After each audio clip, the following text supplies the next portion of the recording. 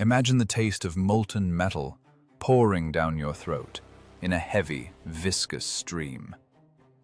Legend has it that this is exactly how the man who owned half of Rome met his end, choking on liquid gold. But even this grim myth pales in comparison to the reality, which was far more cynical and terrifying than any fiction. Today, we are breaking down the anatomy of a catastrophe, the story of how the richest oligarch of antiquity decided that money could buy military genius and led 40,000 men straight into hell. You are about to hear a tale of treacherous guides who led legions in circles through the scorching desert, and of psychological warfare involving war drums that drove seasoned veterans insane. You will learn why a Roman general's severed head became not just a trophy, but a literal prop in a theatrical play during a royal banquet, delighting the audience. How did one old man's greed destroy a generation of young men? What monstrous package did the enemy send to a father right in the middle of battle? And is it true that the victors turned his death into the cruelest irony in history? Watch until the end. The climax of this drama is more shocking than any Hollywood thriller. Imagine the taste of metal.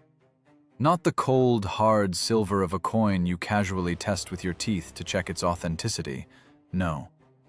Imagine the taste of molten liquid fire pouring down your throat in a heavy, thick stream.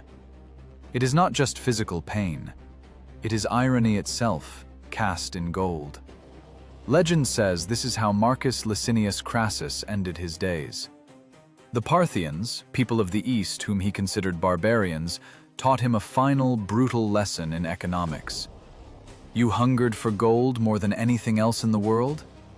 Then drink your fill. The story we are starting today is not a dry list of dates and battles from a school textbook. It is the anatomy of a disaster.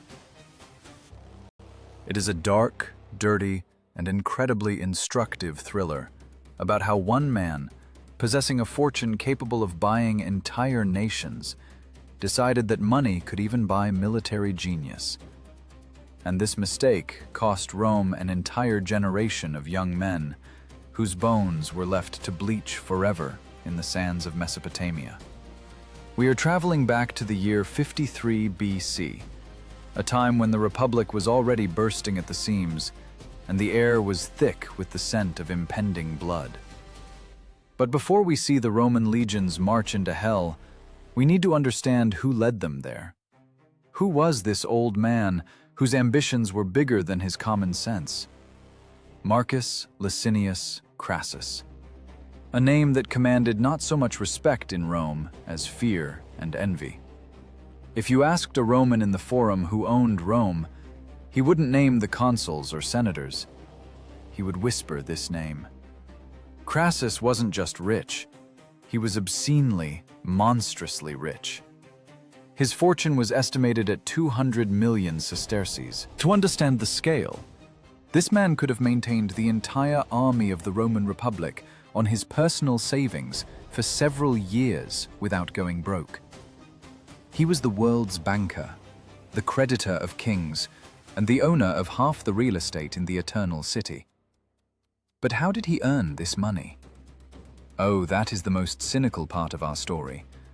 Crassus wasn't a creator, he was a vulture. Picture the narrow streets of Rome. A hot night, the smell of burning. Wooden houses stuck together flare up like dry straw. A fire in Rome isn't an emergency, it's a death sentence. People run out into the streets, saving children and belongings. Screams of terror mix with the crackle of falling beams. And then he appears. A savior? Far from it. Marcus Crassus appears with his private squad of 500 slave architects and builders. They stand and watch someone's house burn. The owner, weeping, begs for help. And then Crassus makes an offer. He offers to buy this burning house. Right now. For a pittance. For mere pennies, a tiny fraction of its real value. It was perhaps the cruelest business plan of antiquity. If the owner agreed, Crassus's slaves immediately rushed to extinguish the fire. They were professionals.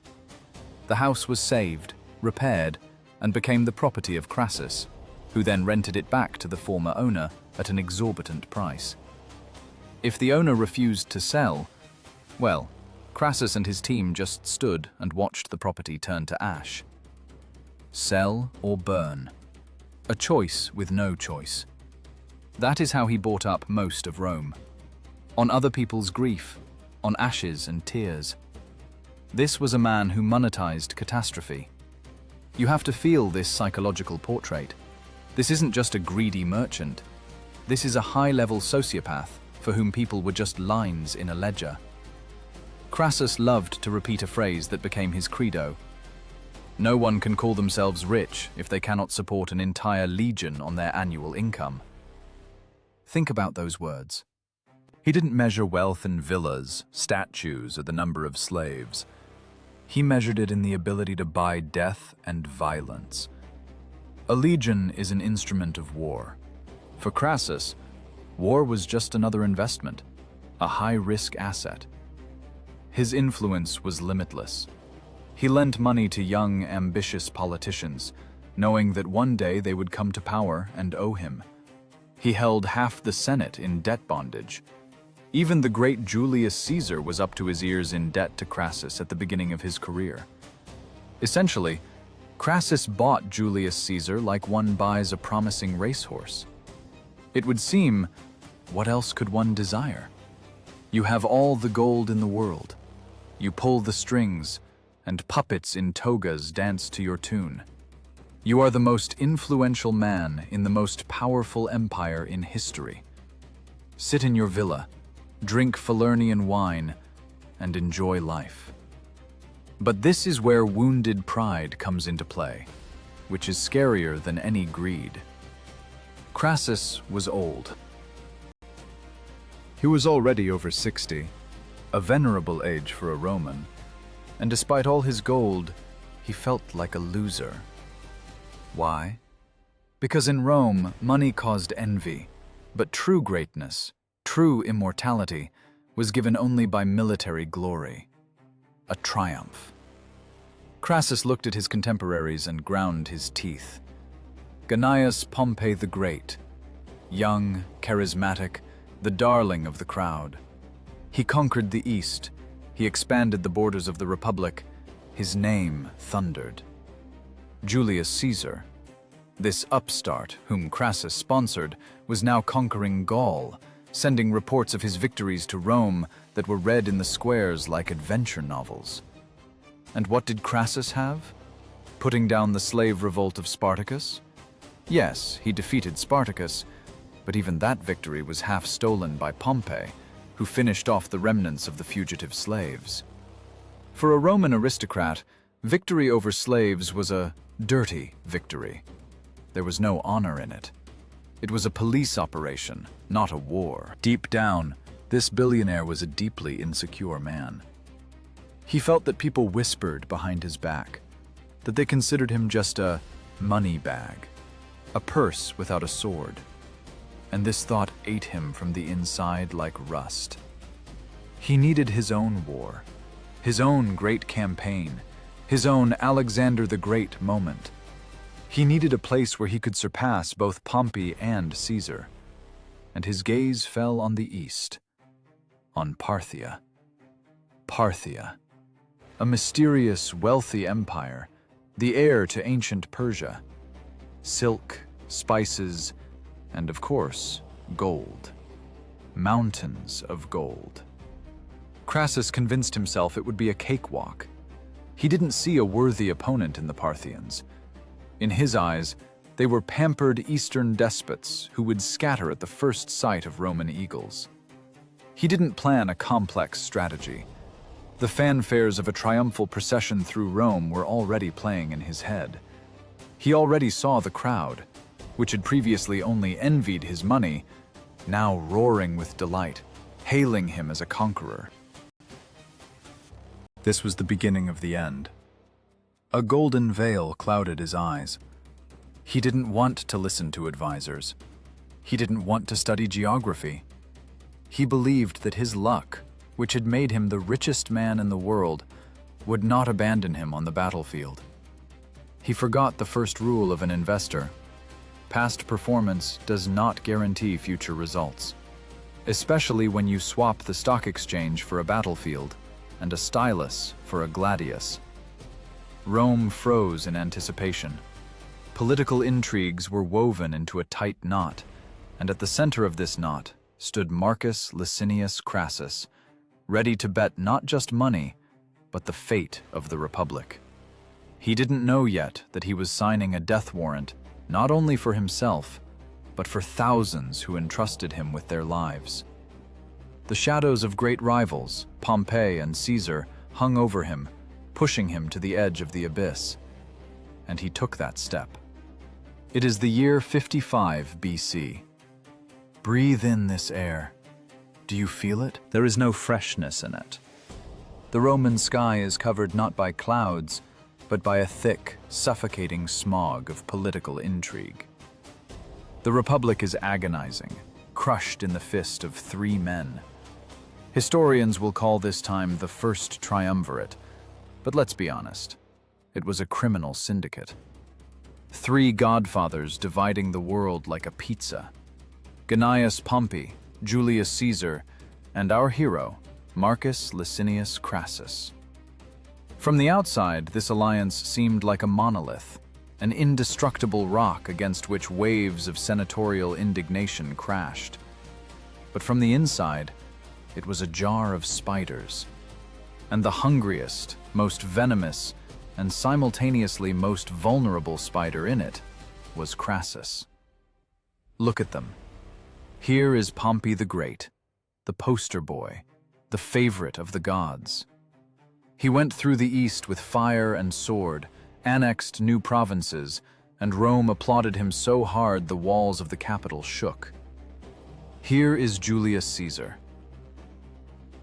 a young wolf who, right now, in these very minutes, is redrawing the map of Gaul, sending reports to the Senate written in the style of the best playwright.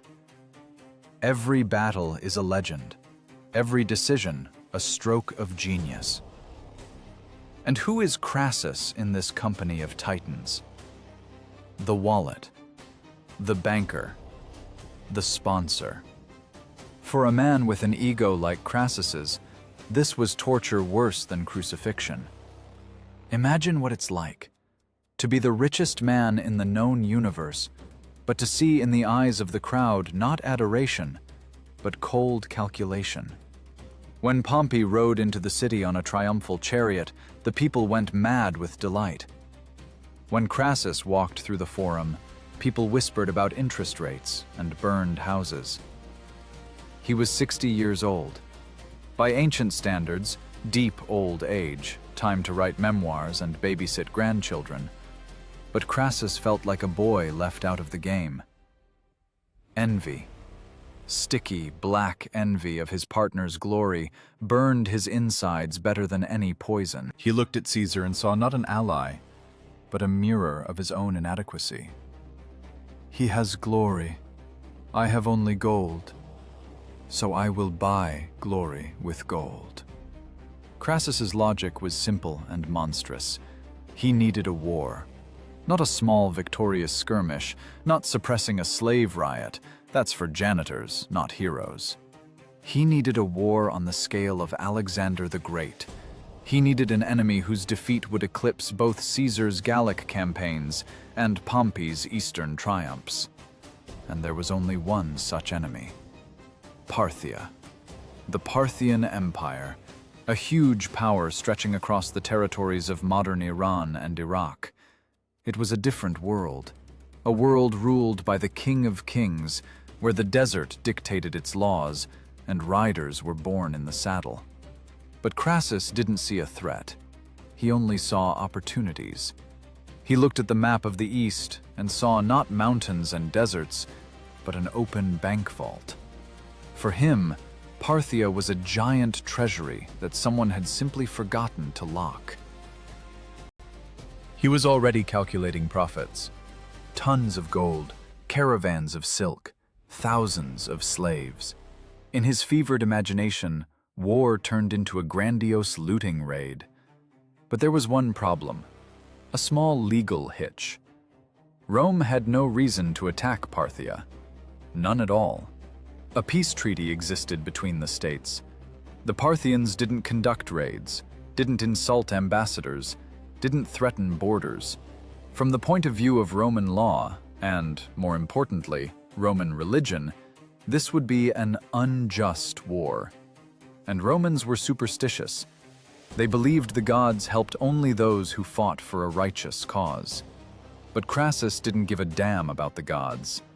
"I am Jupiter myself," he probably thought, signing the mobilization orders. A scandal erupted in Rome. Senators, those old wolves in white togas, were furious. They shouted that Crassus was bringing a curse upon the Republic, that oaths given to the gods could not be broken. But what are the shouts of senators against the ringing of coins? Crassus used his favorite tool, bribery. He stuffed mouths with gold, bought the silence of tribunes, paid for the loyalty of the necessary people. He acted not like a general preparing to defend the homeland, but like a businessman pushing through a hostile takeover of a competitor. The Triumvirate, this three-headed monster, worked again. Pompey and Caesar, although they understood the madness of the venture, supported their partner. They needed Crassus busy in the east while they divided power in the west. They effectively gave him a license to kill. And so, the war machine began to grind its gears. Crassus received the province of Syria to govern. This was his staging ground. He began to recruit legions, but these weren't soldiers fighting for an idea or to protect their homes. These were mercenaries, adventurers, debtors fleeing creditors, and just riffraff who took the bait of promises of easy profit. Crassus promised them mountains of gold. He didn't talk about tactics, discipline, or the hardships of the march. He talked about loot. "We are not going to fight. We are going to get rich." This message was readable in his every action. He behaved as if victory was already in his pocket. He spent hours not studying maps of the terrain or the tactics of the Parthian cavalry, but inventorying temple treasures he planned to seize. His headquarters resembled not a command post, but a pawnbroker's office. Officers discussed not maneuvers, but how they would divide the skins of unkilled Parthian bears. It was intoxication with power in its purest form. An inferiority complex multiplied by absolute impunity spawned a monstrous blindness. Crassus didn't even try to hide his intentions. He openly said his goal was not just Bactria or India, but the Eastern Ocean. He wanted to reach the edge of the world, where the sun rises. He wanted to become the new master of the East. An old man who could barely stay in the saddle dreamed of the laurels of the greatest conqueror of all time. What irony! A man who had counted every coin all his life was now ready to throw the lives of 40,000 Roman citizens onto the scales of fate, just to satisfy his vanity. And Rome watched. Rome held its breath. A heavy premonition of trouble hung in the air. People understood this wasn't a normal war. It was the whim of an oligarch who decided to play toy soldiers with living people. But no one could stop him. The flywheel was spinning. Legions formed into columns. Weapons were sharpened. Provisions were loaded onto carts. The golden idol of greed squared its shoulders and prepared to take the first step toward its demise. And this step was to begin at the gates of the Eternal City, where a final warning awaited Crassus. A warning that would make any normal person's blood run cold, but which our hero, blinded by the glare of coming glory, chose to ignore. The wrath of the gods was already waiting for him at the threshold, embodied in the figure of a single man who dared to challenge the richest citizen of the Republic. The Capenna Gate of Rome, November 55 BC. Usually it is noisy here. The creaking of carts, the shouts of merchants, the stomping of sandals. But today there is a silence that rings in the ears, a silence broken only by the crackling of fire in a sacrificial brazier. At the gate stands the tribune Aetius Capito. He is not a warrior, he is an official. But right now he looks scarier than any gladiator. He tried to stop Crassus with laws, tried to stop him with arrest, but other tribunes pulled him away.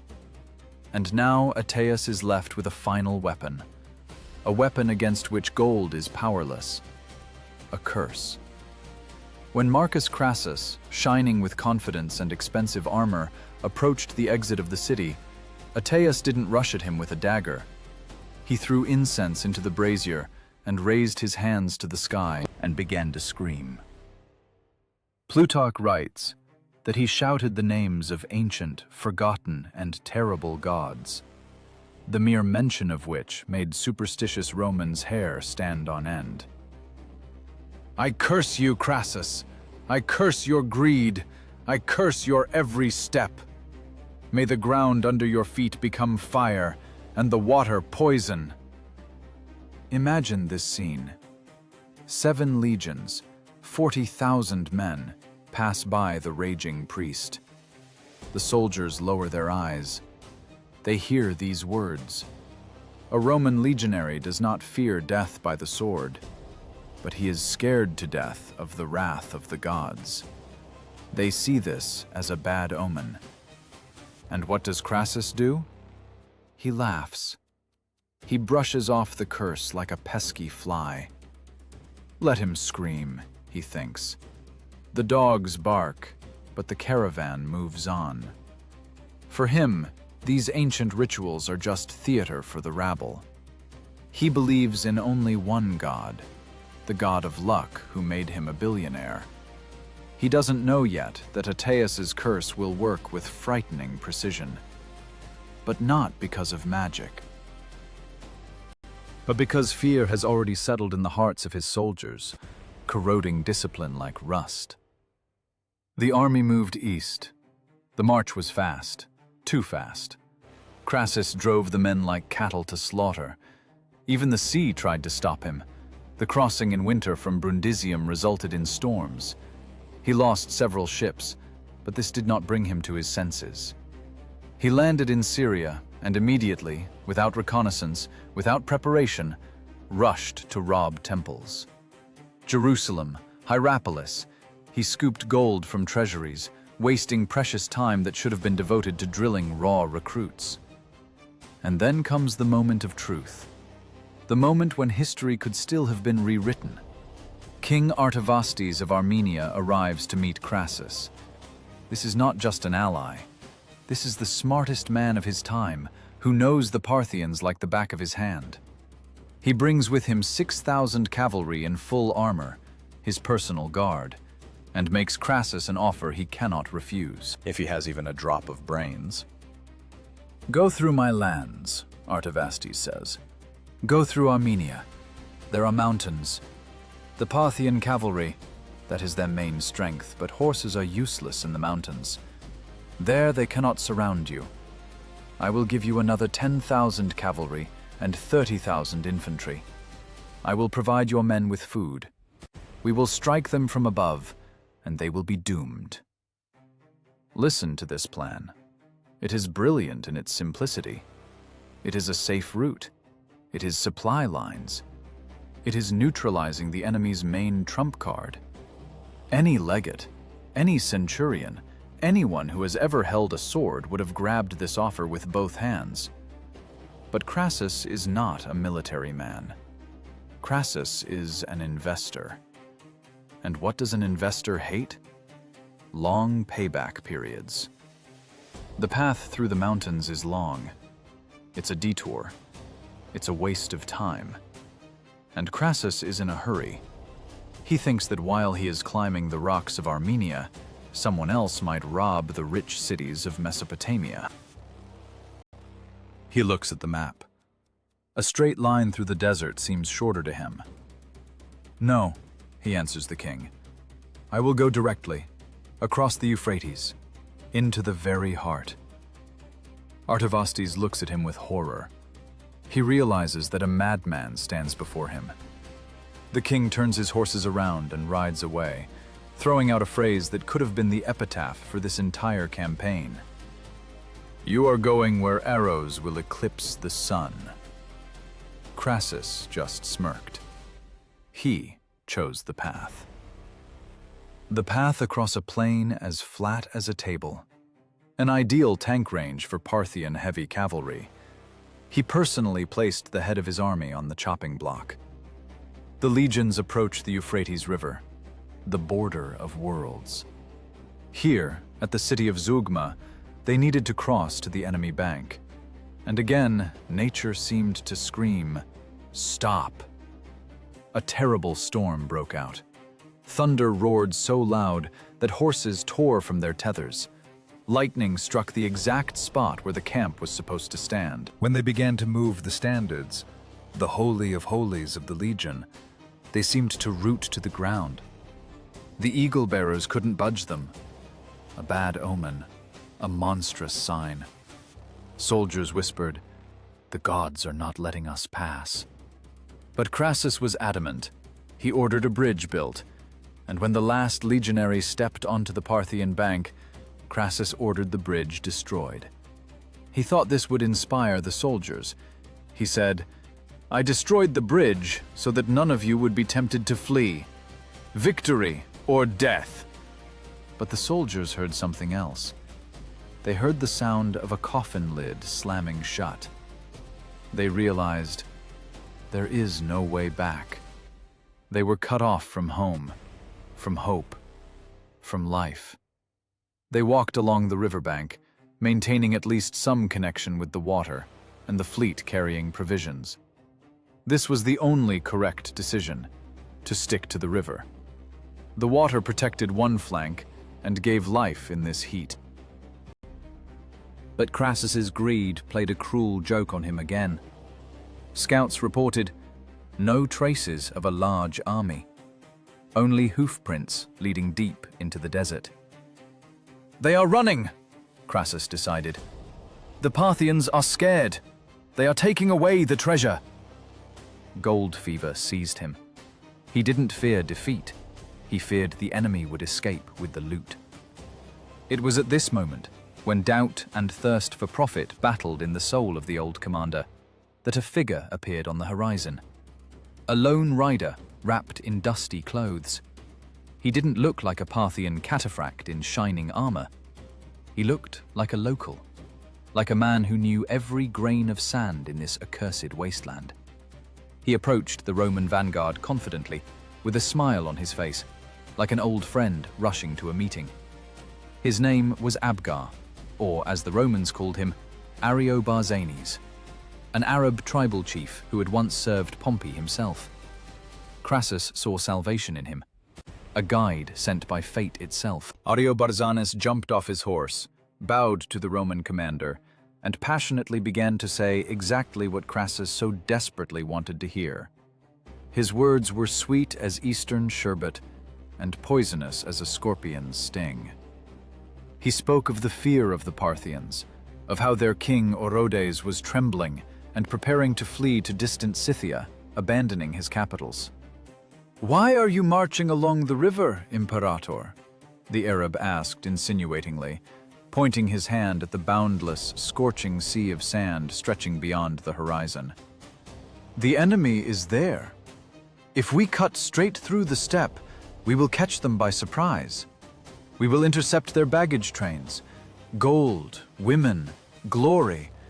Everything is there, just a few days' march away. But we must hurry before they slip away." Crassus's eyes lit up. He looked at his tired, sweating soldiers hauling heavy shields.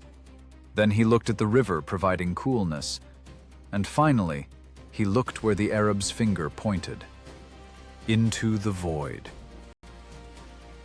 Into the haze shimmering over the scorched earth. Reason whispered, "Stay by the water.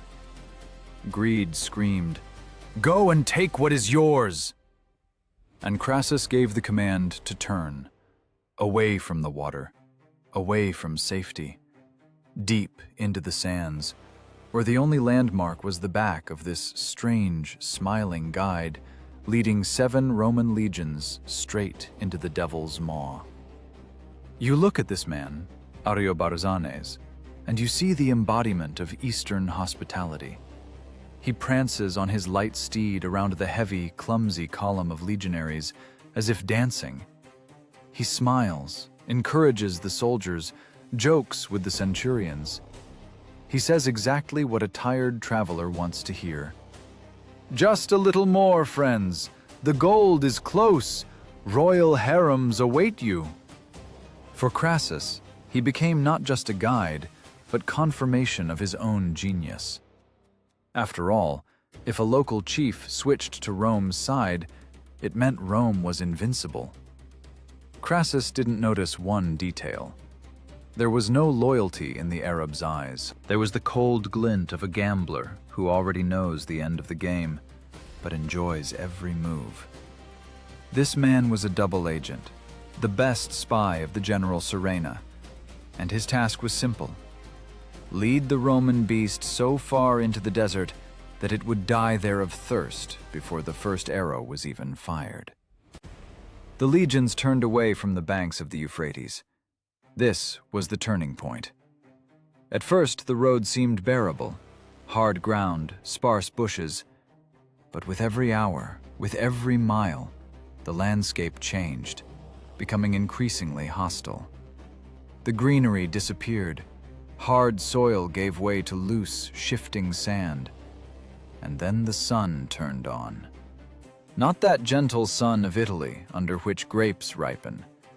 This was the angry, merciless luminary of Mesopotamia. It didn't warm, it melted. The air trembled, creating mirages. The horizon blurred. It seemed to the soldiers they were walking inside a giant, red-hot oven. Imagine a Roman legionary. He wears chainmail, a helmet, a heavy scutum shield, carries 2 pila and a gladius sword, plus personal items, entrenching tools, provisions for several days. The total weight of the gear is over 40 kilograms, and with this load, they walk through deep sand, sinking to their ankles with every step. Dust clogs their noses, mouths, eyes. Sweat floods their faces, stings abrasions. The water in canteens heats up so much it's impossible to drink, and the guide just drives them forward. "Faster! The enemy is getting away!" It was a death march, but Ariobarzanes played his role to the end. Historians write that he would ride up to the exhausted infantrymen and mockingly ask, "Do you think you are walking through Campania, where there are fountains and shade everywhere? This is Arabia, boys." And the soldiers, gritting their teeth, walked on, spurred by shame and orders. Crassus rode in a wagon or on horseback, protected from the sun by a canopy, and didn't feel the hell his men were going through. He was blind. Cassius, one of his best officers, suspected something was wrong. He took the guide aside and began to interrogate him intensely. The Arab played offended innocence, kissed the hem of Cassius's cloak, and swore by all the gods that he was leading them on the right path. And then he vanished, just dissolved into the desert haze. Said he needed to check on the scouts, bring order to the vanguard, and rode ahead. The Romans never saw him again. The trap snapped shut. 7 legions remained alone in the middle of an ocean of sand, without water, without landmarks, without understanding where the enemy was. Around them was only ringing, frightening silence. No birds, no wind, no sound. Only the beating of their own hearts and the heavy breathing of thousands of men. Tension grew with every minute. Soldiers started exchanging glances. Where are the promised oases? Where is the enemy fleeing in panic? Why are we walking straight into the jaws of the void? Discipline, that steel rod of the Roman army, began to melt under the sun. Rumors of betrayal crawled through the ranks. Officers tried to remain calm, but the same fear was readable in their eyes. They were professionals of war, accustomed to fighting men, but here their enemy was nature itself, space. And suddenly, this vacuum exploded. Dots appeared on the horizon. These were the Roman scouts Crassus had sent ahead that morning, but they weren't marching in formation. They were running. The horses were lathered, many riders were wounded. They brought news that crashed down on Crassus's headquarters like an icy shower in the middle of an inferno. "Imperator!" they shouted, gasping for air. "We ran into the enemy! There are many of them! They are not fleeing! They are coming right at us! We were all slaughtered. Only we escaped." The illusion crumbled to dust. No one was running. The Parthians had no fear. All this time, while Crassus dreamed of easy loot, he was being led like a bull to slaughter. Serena, the Parthian commander, was waiting right here, on the plain where his cavalry could deploy in full force. At that moment, the mask of the great conqueror flew off Marcus Crassus. Witnesses say that he, always so self-confident, suddenly lost face. He started fussing. His orders became contradictory. First, he shouted to form a wide line to prevent the enemy from flanking them. The legions began to deploy, stretching in a thin chain for miles. But then, seized by panic, he canceled the order. "No! Into a square! Everyone into a square!" Imagine this chaos. 40,000 men trying to reform under the scorching sun, in the dust, not understanding what is happening. Centurions yelling, trumpets roaring, banners darting back and forth. In the end, the Romans huddled into a huge, dense square, 12 cohorts on each side. Inside, the baggage train, cavalry, and Crassus himself. They looked like a huge, clumsy turtle that had pulled its head into its shell and froze, awaiting a blow. The soldiers stood shoulder to shoulder, shields raised. They peered into the horizon, trying to see the enemy. But the desert was empty. Only dust rose in the distance, strange, unnatural dust. And a sound. At first quiet, on the edge of hearing. A low, vibrating hum. It wasn't like the familiar sound of Roman trumpets or Gallic horns. It was a rhythmic, heavy rumble that made the ground tremble underfoot. Boom, boom, boom. It was Parthian drums. Huge instruments covered in skin, hung with bronze bells. The Parthians used them not for music, but for psychological attack. The sound, mixed with the clanging of metal, created the effect of an approaching thunderstorm, an infernal storm. The legionaries standing in the front rows felt their nerves failing. They gripped their pila until their knuckles turned white. They expected to see a crowd of barbarians in skins, a wild horde they could crash into with a disciplined formation and crush. But not savages emerged from the dust cloud. First, the Romans saw ghosts. The riders were covered head to toe in strange cloaks, hiding their appearance. It seemed as if sacks of rags were moving toward them. Crassus, looking at this, probably breathed a sigh of relief for a second. "Ragtag beggars," he thought. But then a sharp trumpet signal sounded, and the desert flared up. The Parthians, as if on command, threw off their cloaks, and thousands of suns struck the Romans in the eyes. Under the cloaks lay steel, polished, shining steel. These were cataphracts, the heavy cavalry of the East. The riders were encased in scale armor from head to toe. Their horses were also in armor. These were the living tanks of antiquity. Iron statues capable of moving with the speed of the wind. Their helmets shone so brightly it hurt to look at them. Their long spears, contos, were aimed at the chest of the Roman square.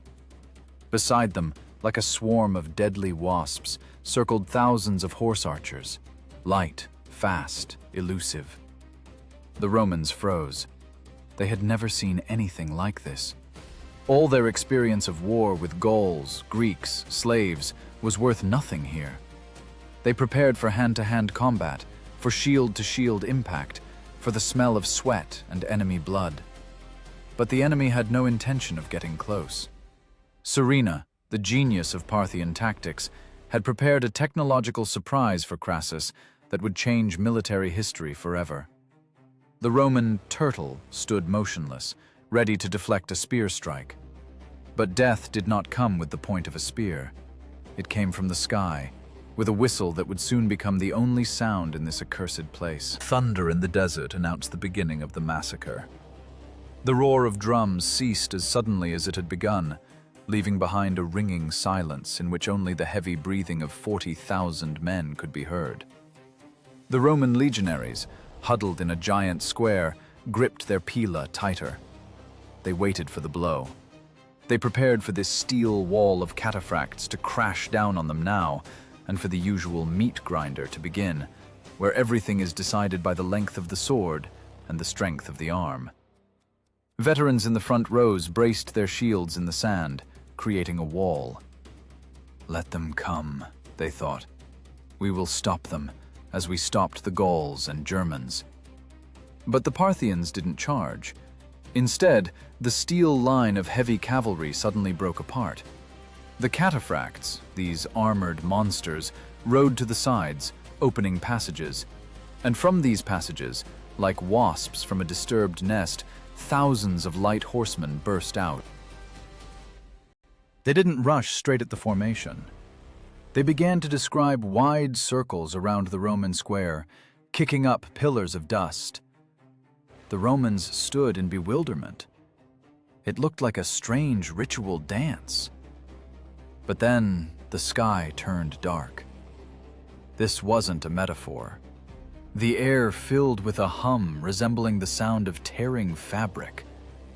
Thousands of arrows simultaneously soared to the zenith and, describing a deadly arc, crashed down on the Roman formation.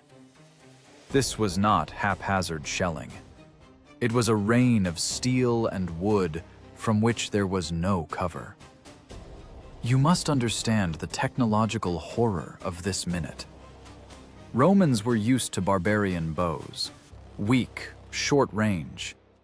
The legionaries' shield, the scutum, made of glued layers of wood, felt, and leather, easily withstood such hits. But the Parthian bow was a completely different beast. It was a composite bow, a complex mechanism of horn, wood, and sinew glued together with fish glue. It possessed monstrous draw weight. An arrow fired from such a weapon at close range didn't just fly, it drilled the air. The first volley showed that Roman defense didn't work here. Arrows punched through shields. They pinned legionaries' hands to the shield handles. They punched through the cheap chainmail of recruits like paper. Men fell before they could even swing a sword. The formation wavered. The first cries of pain rang out, very quickly merging into one continuous howl. The legionaries tried to make a sortie. Heavy infantry, rattling with armor, rushed forward to force close combat. But the Parthians simply turned their horses and rode back, continuing to shoot over their shoulders. The famous Parthian Shot. They shot the running Romans in the back, mockingly easily, not giving a single chance to get close. The Romans, gasping from running and rage, were forced to return to the formation, leaving behind comrades' bodies on the sand, looking like pincushions. Crassus watched this nightmare from the center of the square. He saw his soldiers, the best warriors in the world, turning into living targets in a shooting gallery.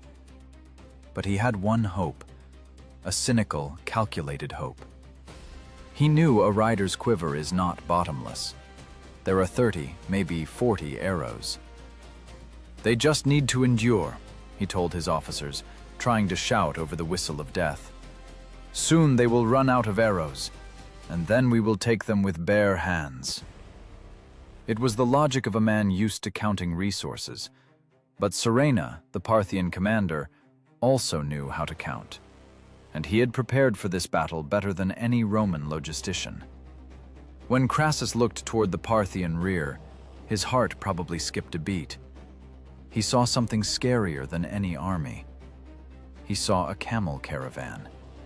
A long, endless chain of animals loaded with bales. Riders, having emptied their ammo, didn't leave the battle. They galloped up to the camels, swapped quivers, and returned to the circle of death. It was a conveyor belt. Uninterrupted delivery of ammunition right on the battlefield. An industrial approach to murder. The Romans realized, this won't end. They will be shot hour after hour, methodically, coldly, until the last legionary falls face down in the sand. Panic, previously held back by discipline, began to corrode the formation. Soldiers pressed against each other, trying to hide behind comrades' backs, but arrows found everyone. They fell from the sky in a steep trajectory, digging into necks, shoulders, legs. Death was everywhere. "Do something!" read the soldier's eyes, turned to the Imperator. Crassus understood. Standing still meant dying. But attacking with an entire army of infantry against cavalry in the desert was suicide. Speed was needed. Cavalry was needed, capable of catching up with these cursed archers and forcing a fight while the infantry regrouped. Crassus's gaze fell on the only person he could trust with this suicidal mission. His younger son, Publius Licinius Crassus, the Golden Boy, hero of the Gallic War, a favorite of Caesar himself. He brought with him 1,000 select Gallic horsemen, an elite force hardened in battles in the north. These guys feared neither devil nor God. They were itching for a fight, despising death. Old Crassus called his son over. At this moment, he wasn't a father. He was a bankrupt man throwing his last coin on zero, trying to win it back. "Take your Gauls, take the archers, and 5 cohorts of infantry," he said, trying not to look Publius in the eye. "Attack them. Drive them off. Give us a respite, or we will all be slaughtered here." Publius didn't hesitate for a second. He was ashamed to stand under arrows like cattle. He hungered for glory. He wanted to show his father what he was worth. He jumped on his horse, drew his sword, and shouted to his Gauls, "Follow me! Let's show these barbarians how men die." 1,300 horsemen and several thousand infantry separated from the main square. The gates to hell opened slightly, inviting them in. The Parthians, seeing the attack, pretended to be scared. They turned their horses and rushed to run, luring the hot-headed Roman youth into a trap from which there would be no return. Dust rose in a pillar, hiding Publius's detachment from his father's eyes. Crassus sighed with relief. The shelling stopped. He bought time, but the price of this deal was the life of his own son. The young lion broke out of the cage.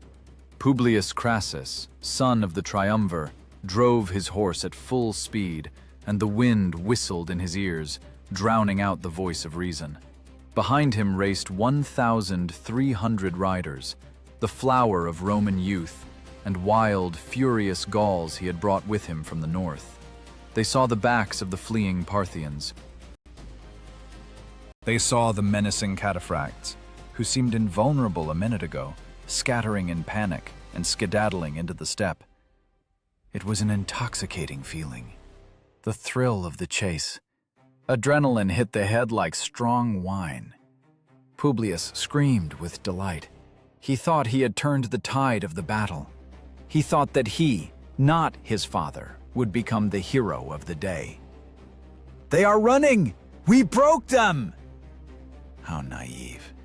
He didn't know that the Parthian flight wasn't cowardice. It was high art. It was a deadly dance they had rehearsed for centuries. They chased the enemy for several kilometers. The Roman camp, father, infantry, everything disappeared beyond the horizon, drowned in clouds of yellow dust. Publius and his detachment were left alone in the middle of an endless plain. And at the moment when the Romans' horses began to tire, when breathing became raspy and the formation stretched out, the trap snapped shut. The Parthians suddenly stopped, turned around, and at that moment, from behind the dunes, as if from underground, new detachments rose. Fresh, full-strength cataphracts. Thousands of riders in scale armor closed the ring. Publius looked around and realized, this is the end. There was no panic among the enemy. He was simply lured out like a puppy away from the protection of the legions to be crushed in silence and solitude. The massacre began. It wasn't a battle of equals. It was a clash of two eras, two technologies of war. Publius's Gallic riders were brave. They were berserkers, used to fighting half-naked, despising death. But what can bravery do against a tank? The Gauls rushed at the Parthians with short spears, but were met with long, heavy pikes, kontos. One strike of such a spear, driven by the weight of an armored horse, punched through both rider and horse. The scene was surreal. The Gauls, realizing their weapons were powerless against Parthian steel, began to do insane things. They grabbed Parthian spears with bare hands, ignoring sliced palms, and tried to pull the ironclad riders to the ground. They jumped off their horses, dove under the bellies of Parthian steeds, the only unprotected spot, and slit their stomachs with daggers. Horses fell, crushing their riders who couldn't get up in heavy armor. It was agony. The Gauls died by the hundreds, but they died standing, taking enemies with them. The heat was unbearable. Men suffocated in scorching air mixed with metal dust. Thirst tormented the wounded worse than pain.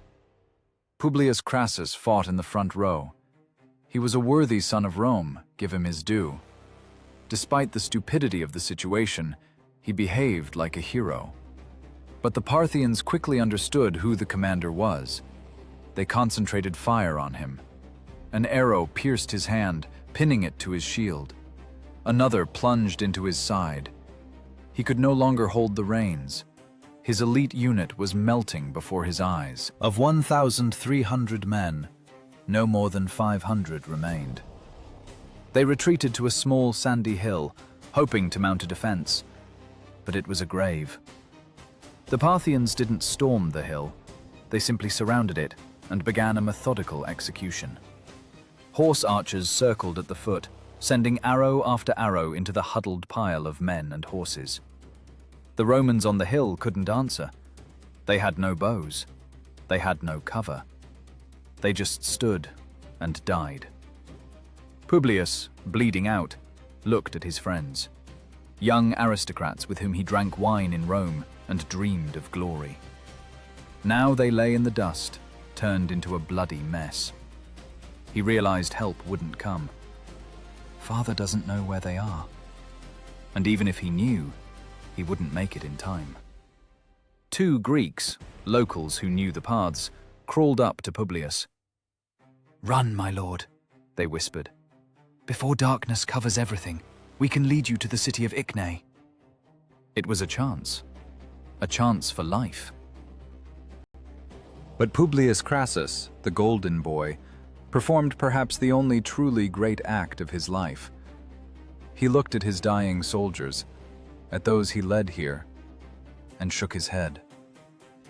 "There is no life for which I would abandon those dying because of me," he answered. He sent the Greeks away. He knew what awaited him if he was taken alive. Shame, chains, a cage. He would become a toy for the Parthian king. A Roman patrician cannot allow such a fate. Publius called his shield-bearer. The son of the Triumvir's hand was so mangled by an arrow, he couldn't even hold a sword to kill himself. "Do it," he ordered, offering his side for the strike. "Strike hard. Don't let them take me." The shield-bearer, with tears in his eyes, carried out the commander's last order. The sword entered the body, and Publius Crassus collapsed onto the sand, free from shame, but not from guilt. The remnants of the detachment were slaughtered in minutes. The Parthians stormed the hill. They took almost no prisoners. They didn't need slaves. They needed a message for the father. One of the Parthian commanders approached Publius's body. He showed no respect for the fallen enemy. He took out a knife. The head of young Crassus was severed from the body. The beautiful hair that Roman matrons liked so much was now matted with blood and sand. The Parthian mounted the head on the point of a spear. The trophy was ready. The terrible package was wrapped. The entire Parthian army, inspired by this easy victory, turned their horses around. They were returning to the main Roman forces, to where old Marcus Crassus was still waiting for his son's return, hoping he would appear over the horizon with victory any minute. But darkness was approaching from beyond the horizon. The drums thundered again, but now their rhythm held not just a threat, but triumph. They were bringing the father the most terrible thing a parent can see. And this blow would be stronger than any Parthian arrow. Serena's psychological attack was entering its final, most brutal phase. The rumble of drums returned, but now a new, mocking note was heard in it. If before it was a rhythm of threat, now it was a rhythm of triumph. The Roman infantry, fried by the sun and exhausted by waiting, craned their necks, peering into the dusty veil of the horizon. They awaited Publius's return. Deep down, every legionary, from the gray-haired veteran to the beardless recruit, prayed to the gods that the Gallic cavalry had performed a miracle, that they would see their comrades driving the Parthians away. Hope is the cruelest feeling in war, because it makes the inevitable blow much more painful. And the blow followed. Out of the haze emerged Parthian riders. They weren't running away. They were prancing. They were laughing. And at the front of this procession rode a cataphracts, holding a long spear. Impaled on the point of this spear was not a banner, not a helmet, and not a golden legionary eagle. There, swaying to the rhythm of the horse's steps, towered a head. The Romans froze. A chill ran through the ranks, scarier than the 40-degree heat. Even from a distance, through the blood and dirt, they recognized the features. It was Publius, their hope, their young lion. The Parthians rode up right to the Roman line, close enough to make out the empty eyes of the dead commander, and with wild hooting threw the head at the feet of the front ranks. It was a moment of absolute psychological breakdown. Serena, the Parthian commander, wasn't just a strategist.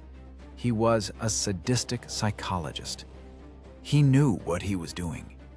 He didn't just kill the enemy general's son.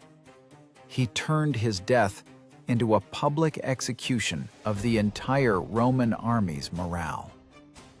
The Parthians began shouting, interrupting each other, asking in broken language, "Who is the father of this youth?" It cannot be that such a brave man had this coward and nonentity Crassus as a father. Every word was like a slap in the face. Every chuckle was like a lash of a whip. All eyes turned to the center of the square, to where Marcus Licinius Crassus stood. The man who owned half of Rome now stood staring at the dirty, bloody trophy that just that morning had been his beloved son. At this moment, history gives us one of the most contradictory scenes. Crassus didn't weep. He didn't fall to his knees, tearing his tunic. Suddenly, that old, tough Roman stock that once made the Republic great woke up in him. He stepped forward, stepping over the horror, and addressed the soldiers. His voice may have trembled, but his words were hard as granite. "Romans!" he shouted, and his voice carried over the hushed formation. "This loss is my private grief. It concerns only me. Your glory and the greatness of Rome remain untouched while you are alive. If you pity me for the loss of the best of sons, prove it with your fury toward the enemies. Take this joy from them, avenge their cruelty. Do not lose heart because of what happened, for he who strives for greatness cannot avoid suffering." Beautiful words, words worthy of marble, but they were too late. They crashed against a wall of indifference and terror. The soldiers listened to their commander, but didn't hear him. Before them stood not a leader, but an old man who led them into hell and just sacrificed his own son for a couple of hours of life. In their eyes, he was no longer imperator. He was cursed. Ateus at the gates of Rome was right. The gods turned away from him, and now they are collecting payment in blood. The spirit of the army, that invisible rod that keeps the legion in formation, snapped and broke in half. And then, hell opened up again. The Parthians, having enjoyed the effect, went back to work. They surrounded the Roman square in a tight ring. The cataphracts lined up as a wall, ready to stop any attempt at a breakout. And the light archers resumed the carousel of death. A monotonous, methodical execution began. The Romans stood huddled in a heap like a flock of sheep in a pen. They had no maneuver, no space. They turned into a live target, several square miles in size. Arrows fell so thick it seemed like black rain. Legionaries raised shields, forming a turtle, but Parthian bows laughed at this protection. Heavy, armor-piercing arrows punched through the shield, punched through the arm holding it, and dug into the body of the neighbor. Men ended up stitched to each other by their own gear. Those who fell couldn't get up. They were immediately trampled by their own, trying to tighten the formation. The wounded writhed on the sand, dying of shock and thirst, but no one could help them. Any movement destroyed the formation and opened a breach for new arrows. You have to imagine this sound. Not the heroic clashing of swords. No. The dull, wet sound of iron hitting flesh. Thwack, thwack, thwack. Thousands of times a minute. And screams. First loud, furious, then pitiful, begging, and finally quiet moans of the doomed. Soldiers urinated on themselves from fear and hopelessness. The smell of sweat, urine, blood, and bowel contents hung over the army in a heavy, suffocating cloud. Flies, sensing a feast, swarmed in clouds over the living and the dead. Crassus darted through the formation, trying to encourage the men, but saw only empty eyes. Some soldiers fell into a stupor. They lowered shields and just stood looking at the sky, waiting for their arrow as deliverance. Others, maddened by the tension, ran out of formation with a single sword against the cavalry, only to immediately turn into a pincushion. It was agony. The slow grinding of the greatest military machine of antiquity into mince. The Romans hoped for only one thing: night. They looked at the sun, which seemed nailed to the sky. Time stretched. Every minute cost dozens of lives. "Let sunset come soon," whispered parched lips. Parthians don't fight at night. They need to feed horses. They need to clean bows. Sunset became their only god, their only prayer. And finally, the luminary began to dip below the horizon, painting the desert the color of coagulated blood. Shadows lengthened. Parthian drums fell silent. Archers, having emptied the last quivers, turned their horses. Serena, satisfied with the work, gave the command to withdraw. He knew. The Romans weren't going anywhere. They were caught. Why risk men in a night battle if the desert and thirst would finish the job for him? The Parthians left, leaving behind a field strewn with bodies. The silence covering the plain was scarier than the noise of battle. It was the silence of a morgue. The Romans stood among piles of corpses, afraid to move. They were alive, but they were no longer an army. They were a crowd of broken, humiliated men who understood one simple thing. Rome has no power here. Here, in the sands, their eagles, their laws, their citizenship are not worth a sip of water. Crassus sat hunched on the sand, covering his head with a cloak. He didn't want to see anyone. He gave no orders. He was crushed by the weight of guilt and grief. Generals Cassius and Octavius approached him, trying to get at least some decision. "We have to leave," they said.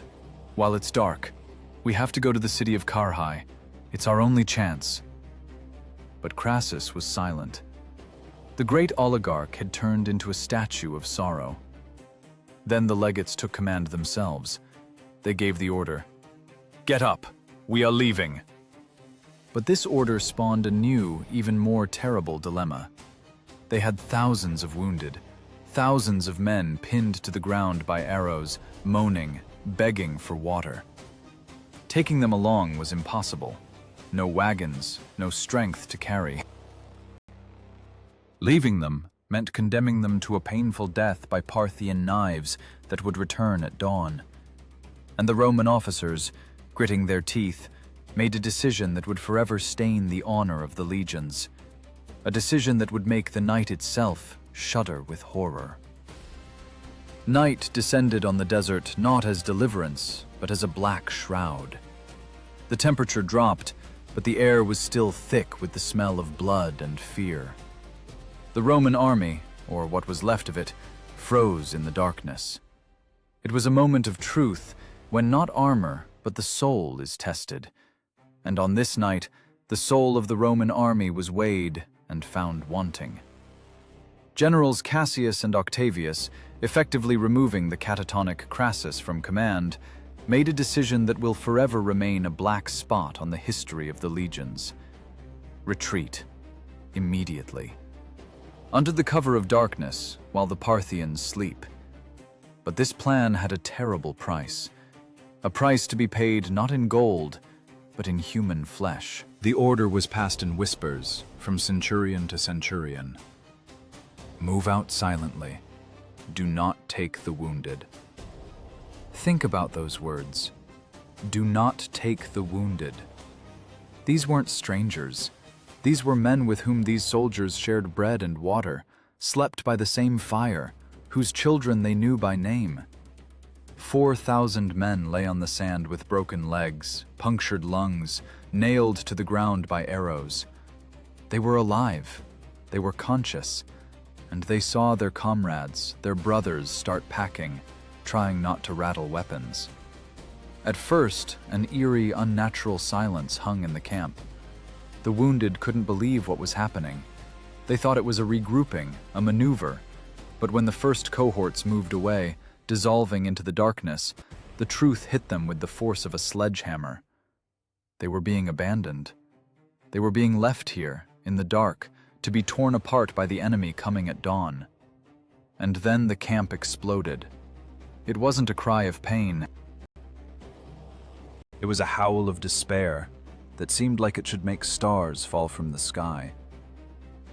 The wounded crawled after retreating comrades, grabbing their sandals, the edges of their cloaks. They called out names. "Marcus! Lucius! Don't leave me! We swore an oath!"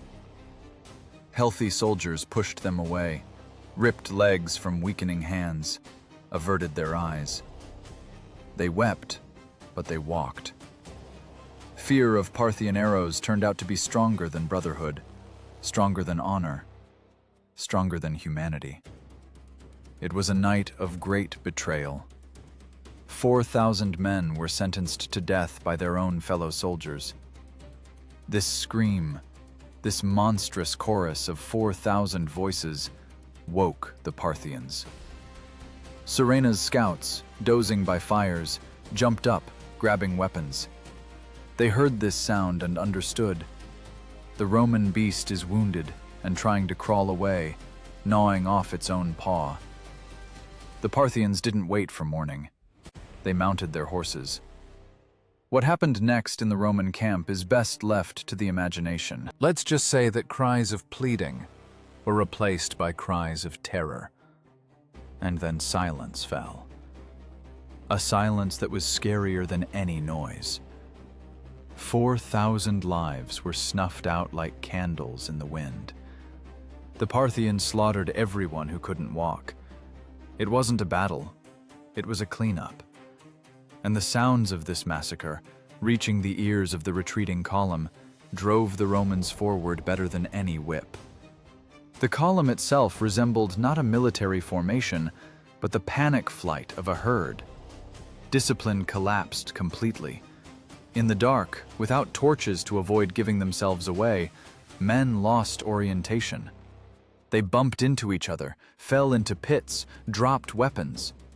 Any sound in the night, a snapping branch, a night bird's cry, caused a wave of panic. It seemed to the soldiers that the Parthians were already here, close, breathing down their necks. The front ranks mistook the rear for enemies and started hacking at their own. In this chaos, 300 horsemen under the command of Ignatius simply ran away, abandoning the main army to save their own skins. They were the first to reach the city of Carrhae, shouted to the guard that there had been a great battle, and galloped onto the bridge over the Euphrates without even looking back. And what about Crassus, the great Triumvir, owner of Rome? He rode in this stream like a ghost. Wrapped in a dark cloak, he was silent. His brain, accustomed to figures and deals, couldn't process the scale of the catastrophe. He lost his son. He lost his army. He lost his reputation. All his gold, all his villas, all his slaves, all of it meant nothing right now. Here, in this accursed desert, he was just an old, pathetic man being dragged along by a crowd of terrified fugitives. He was baggage. By dawn, the remnants of the army, ragged, dirty, with crazy eyes, stumbled to the walls of the city of Carrhae. The garrison opened the gates. The Romans spilled inside, collapsing on the cobblestones. They thought they were saved. Walls, stone, protection. But it was an illusion. Carrhae was a small city. There were no reserves of food and water for such a horde. There was no ability to hold a long siege. It wasn't a fortress. It was a mousetrap. The Parthians approached the city in the morning. They didn't storm the walls. Why? They knew the Romans had nowhere to go. Serena, this eastern demon of war, simply surrounded the city and began to wait. He played with Crassus like a cat with a half-dead mouse. He knew fear and hunger would do the work for him. Inside the walls, gloom reigned. Soldiers looked at their commander with hatred. They whispered that Crassus was cursed, that he brought death to everyone near him. The commander's authority was destroyed. Now the mob dictated terms. And the mob demanded one thing: run further. To the mountains, away from this trap. Crassus understood they couldn't stay in the city. The Parthians would simply starve them out. They had to leave the very next night. But where? The terrain was unfamiliar. The maps lied. The only hope was a guide, a man who knows secret paths. And, oh irony of fate, the gods of comedy laughed at Crassus again. A new guide was brought to him, a local Greek named Andromachus. Crassus, who had learned nothing after Ariobarzanes' betrayal, trusted the first person he met again. He looked into Andromachus's honest eyes and saw salvation. He should have seen his reflection in the eyes of Charon, the ferryman of the dead. Andromachus was the same Parthian agent as the previous savior. His task wasn't to lead the Romans to the mountains, but to lead them in circles until the Parthian army took comfortable positions for the final strike. Crassus gave the order to prepare to move out. Again, night. Again, a secret, shameful escape. But this time, the soldiers didn't even have the strength to scream. They walked silently, like shadows, obediently following the man leading them to the scaffold. History was preparing the stage for the last act of this tragedy, where betrayal would become not an exception, but the only law. Where a great general would finally turn into a pathetic toy in the hands of fate and his own soldiers. The darkness into which Andromachus led the remnants of the Roman army wasn't just an absence of light. It was a web. This Greek, whom Crassus hired in desperation as a guide, turned out to be a virtuoso of betrayal, worthy of a separate chapter in espionage textbooks. He didn't just lead the Romans the wrong way, he led them in circles, driving them into swamps and ravines, forcing exhausted men to spend their last crumbs of strength overcoming obstacles that could have easily been avoided. Andromachus ran back and forth, allegedly checking the road, but in reality sending messages to the Parthians. Every mile of this night march was carefully choreographed by the enemy. The Romans weren't walking to salvation. They were walking into a pen that was already being bolted shut. When dawn broke, the fog of betrayal lifted along with the night mist. Crassus saw where they were. The mountains, the saving Armenian mountains, where enemy cavalry would be useless, were very close. They were within reach, just a few kilometers away. But between the Romans and these mountains stood a wall of Parthian steel. The enemy was faster again. Andromachus disappeared, having done his job, and the legions were pinned on a low hill near a place called Seneca. It was the last island of dry land before the flood. At this moment, something strange happens. The Parthians don't attack. No whistling arrows, no thundering drums. Instead, Serena himself rides up to the foot of the hill, accompanied by his brilliant retinue. He doesn't look like a demon of war, but like a diplomat. His bow is lowered, quiver closed. He is smiling. He shouts to the Romans that King Orodes, his master, has shown mercy, that Parthia does not want the total destruction of Rome, that the lesson has been learned, and now it is time for peace. "Let your imperator come down to me," he shouts. "We will discuss the conditions of your departure. We will give you life and free passage if you lay down your arms and sign a treaty." It was a lie. A rough, transparent, brazen lie. Serena didn't want peace. He needed Crassus, alive. He needed the main trophy to throw at the king's feet. He wanted to see the richest man in the world crawling in the dust, begging for his life. It was a game of a cat wanting to play with a mouse before biting its head off. Crassus understood this. Despite the shock, despite the grief for his son, his old, cynical politician's mind was still working. He knew the price of promises from Eastern despots. He understood that going down the hill meant signing his own death warrant, or, worse, a sentence of lifelong shame in chains. He refused. He told his officers, "We will hold here. At night we will try to break through to the mountains. Do not listen to them." And that's when the worst happened. Scarier than Parthian arrows, scarier than thirst. The army mutinied. Those same soldiers who once swore loyalty to him who followed him for gold, now turned into an enraged mob. They were tired of being afraid. They were tired of dying. They heard the word peace and grabbed onto it like a drowning man to a straw. They didn't care that it was a trap. They wanted to believe the lie because the truth was too unbearable. First came a hum, then shouts. Legionaries began banging swords against shields. This sound, usually presaging an attack on the enemy, was now directed at their own commander.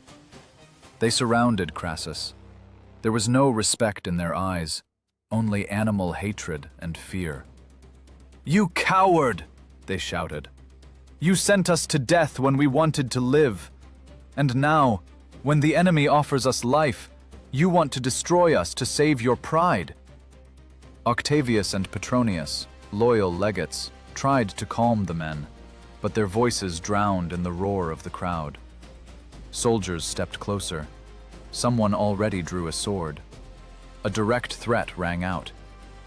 "If you don't go to them, we will tie you up ourselves and give you to the Parthians, or kill you right here." Imagine this level of humiliation. The man who bought Rome, who considered himself equal to Alexander, now stood surrounded by his own men, ready to tear him to pieces. It was a total collapse of authority. Power rests on the faith of subordinates. When faith disappears, the emperor turns into just an old man in expensive clothes. Crassus looked at the faces of his legionaries, distorted by malice. He realized there was no choice. Death awaited him at the top of the hill, at the hands of his own, and death probably awaited him below, at the hands of the enemy. He chose the descent. It was his last journey. The road to the Calvary of his own vanity. Before starting the descent, he turned to his officers, to the few who kept their sanity and honor. His last words, recorded by historians, sound like an attempt to justify himself before eternity. He didn't ask for mercy. He asked to preserve the truth. "Octavius, Petronius, and you, all other Roman commanders," he said quietly so the rabble wouldn't hear. "You see that I am being forced. You are witnesses to the violence being committed against me. But I ask you, if you escape, tell the world the truth. Tell everyone that Crassus died deceived by enemies, not surrendered by his own fellow citizens." Even on the threshold of death, he thought about reputation. He wanted history to remember him as a victim of Parthian treachery, not a victim of a Roman mutiny. He didn't want Rome to know how low its legions had fallen. He tried to save the honor of the flag that had already been trampled into the mud. Crassus began to descend. He walked on foot, without a horse, accompanied by 2 lictors and a handful of officers who refused to abandon him. With every step, he got closer to the group of Parthian riders, waiting below with fake smiles. Serena watched this descent with undisguised pleasure. He saw the great Roman coming to bow to him. The whole valley froze. Thousands of eyes, from the hill and from the plain, watched this lonely figure. It was a moment of absolute silence before the storm. Even nature seemed to hold its breath. Crassus walked toward his fate, and every step kicked up a small cloud of dust. That same dust in which his ambitious campaign would end very soon. Below, they were already waiting for him, and not with peace, but with the final, cruelest mockery the East could invent for the West. The theater of the absurd opened the curtain for its final act, where diplomacy would give way to rough, bloody slaughter, and the gold this man craved so much would play its final, ominous role. The stage was set. The actors took their places, and the finale promised to be as brutal as this entire cursed campaign. The descent from Seneca Hill became, for Marcus Crassus, a road into oblivion. It wasn't a solemn procession, but a funeral procession, where the deceased was still alive, but already doomed. Below, they were waiting. Serena sat in the saddle, surrounded by his officers. Smiles played on their faces, those same polite, predatory smiles with which a butcher meets a fatted calf. When the Roman commander approached, the Parthian feigned surprise worthy of the best actor of antiquity. "What do I see?" he exclaimed, addressing his men. "A Roman imperator walking on foot while we sit on horses. This cannot be." It was a mockery, a subtle Eastern mockery. Serena ordered a horse brought, a magnificent steed with golden tack. "This is a gift from the king," he said. "Get on, and we will ride to sign the peace." Crassus hesitated. He sensed a trick, smelled the scent of death coming from these people. But the Parthian grooms didn't wait. They roughly grabbed the old man, hoisted him into the saddle, and began to whip the horse. The animal bolted forward. This wasn't an honor escort. It was a kidnapping. The grooms drove the horse, trying to drag Crassus deep into the Parthian formation, separating him from his retinue. Roman officers, Octavius and Petronius, understood everything instantly. They rushed to the horse, grabbed it by the bridle, trying to stop it. Shoving began. First cursing, then pushing, and finally the ring of steel. A fight broke out. Not an epic duel poets write about, but a dirty, chaotic scuffle in the dust. Octavius drew his sword and killed a groom. The Parthians responded with a stab in the back. Petronius fell.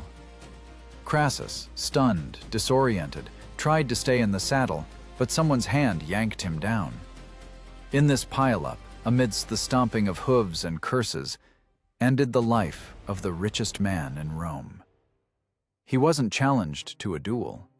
He wasn't allowed to say a final word. He was simply stabbed like a vagrant in an alley. A Parthian named Pomaxathres delivered the decisive blow. The old man collapsed into the gray dust, and his blood, mixing with the sand of Mesopotamia, became just as brown and cheap as the blood of any of the 40,000 of his soldiers he led here to slaughter. But death was only the beginning of his humiliation. The body was beheaded right there in the dirt.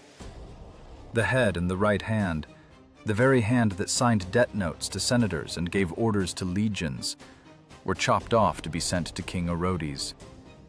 The rest of the body was left to rot in the sun, for the vultures to enjoy.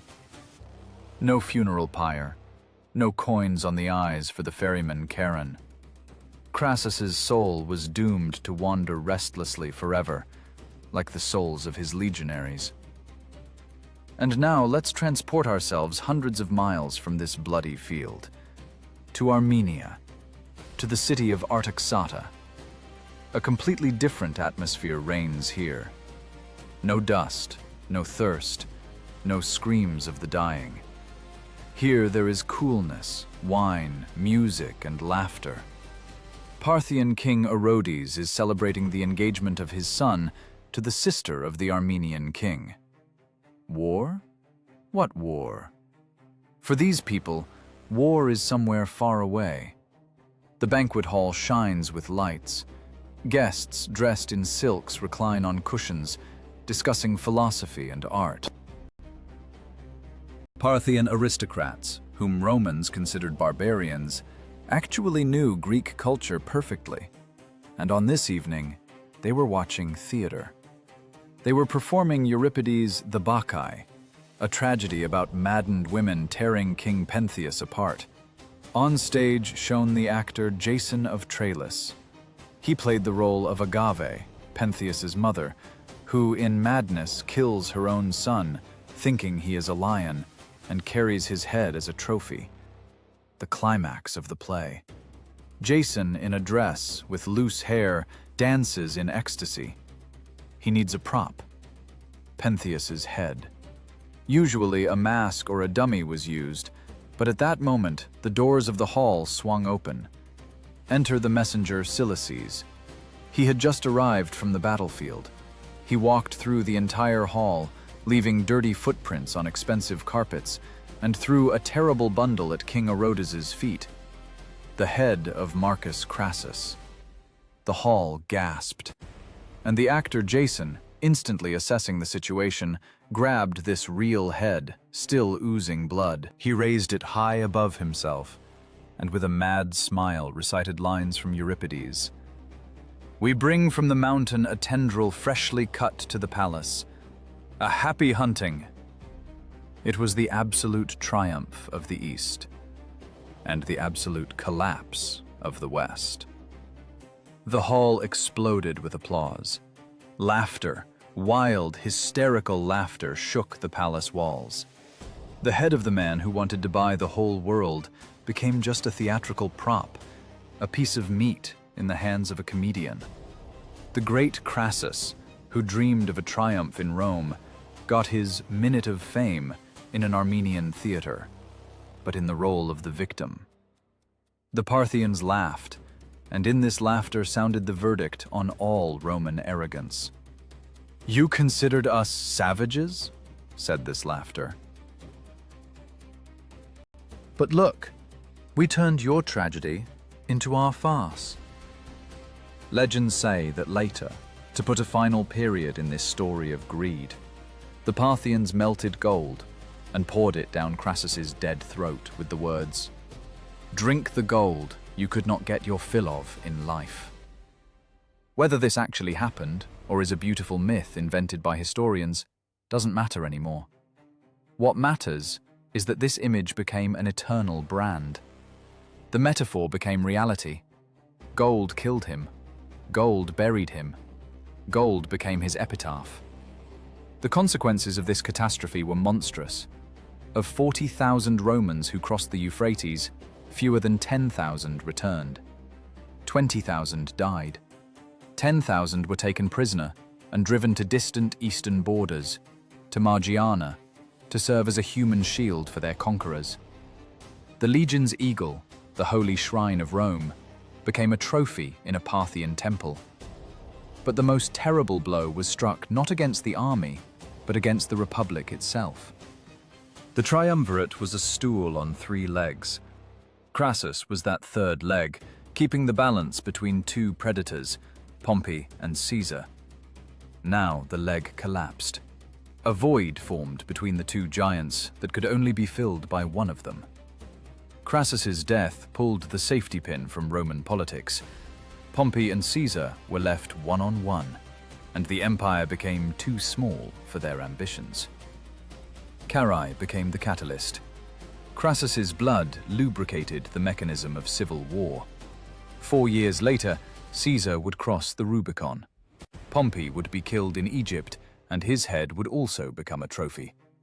The Republic would drown in blood to be reborn as an empire, where there would no longer be room for amateur oligarchs who fancied themselves generals. The story of Marcus Crassus is not just a military chronicle, it is a mirror. Look into it.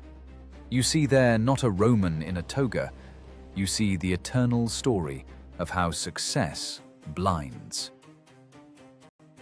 Of how a man who has everything risks everything for an illusion of greatness. Crassus thought he was a player at the table, but he turned out to be a chip. He thought money was armor, but the arrows at Carrhae proved that gold is a soft metal. It doesn't stop steel. Ask yourself, what is your ambition worth? Are you willing to pay the price Crassus paid? Are you willing to become a laughingstock for enemies and the cause of death for thousands who trusted you? The sands of Carrhae have long since cooled. The bones of legionaries have turned to dust. Crassus's head rotted long ago. But the lesson remains. It sounds in the howling of the wind over the desert, in the rustle of banknotes, in stock market reports. Greed has no limit, but life has a very clear limit. And when you cross the line separating reasonable risk from madness, remember, somewhere in the darkness, Parthian drums are already thundering, and a cauldron of liquid gold is already heating up for you.